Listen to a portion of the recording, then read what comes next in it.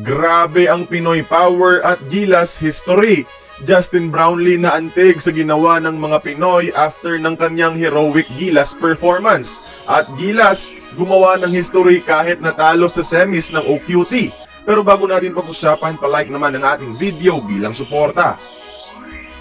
Buong OQT, pure magic at dominance ang pinakita ni Justin Brownlee at nagkaroon ng fan survey ang FIBA kung sino ang dapat maging MVP sa Latvia. Sa unang araw ng mga botohan, malaki lamang ng Cameron star Jordan Bayehe, around 140,000.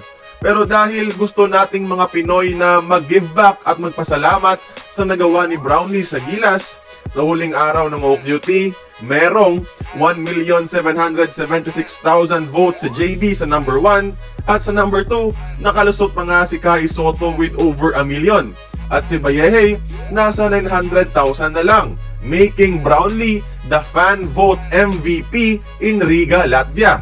Averaging 23 points, 8 rebounds at 6 assists, nakuha rin ni JB ang official FIBA All-Star 5 selection.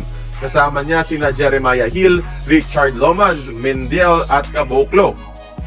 Yung stellar performance na ito ni Brownlee ang rason kung bakit nakagawa ng natatanging FIBA history ang Gilas. Sa buong Latvia OQT, recognized ng FIBA ang Gilas bilang third placer sa 8 teams.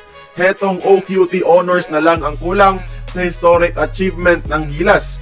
Dahil ang Philippines, mga idol, is the only Asian country to achieve a top 5 finish in major basketball international competitions outside Asia.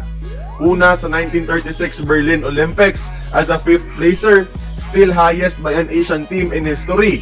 Next, yung FIBA World Cup 3rd place in 1954, also the highest by an Asian country ever.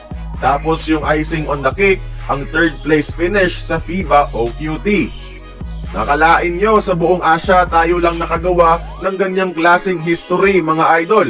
Hindi China, hindi Korea, hindi Japan, hindi Iran, kundi Gilas Pilipinas. Noon pa man, world powerhouse na ang Gilas. Kaso, as years go by, nahaluan at nalason ng politika ang basketball landscape sa bansa, kaya di na tayo makausad. With Coach Tim, sana makuha natin muli ang nawala nating basketball glory. Kaya kayong mga idol, sa tingin nyo, si Justin Brownlee na ba ang best Gilas import ever? Join the conversation, magkomento lamang sa ibaba. Kung nagustuhan mo ang ating video, please like, share, and subscribe. I-follow mo na rin ang ating social media platforms for more exclusive sports content. Until then, this has been Courtside Buckets. See you on the next one.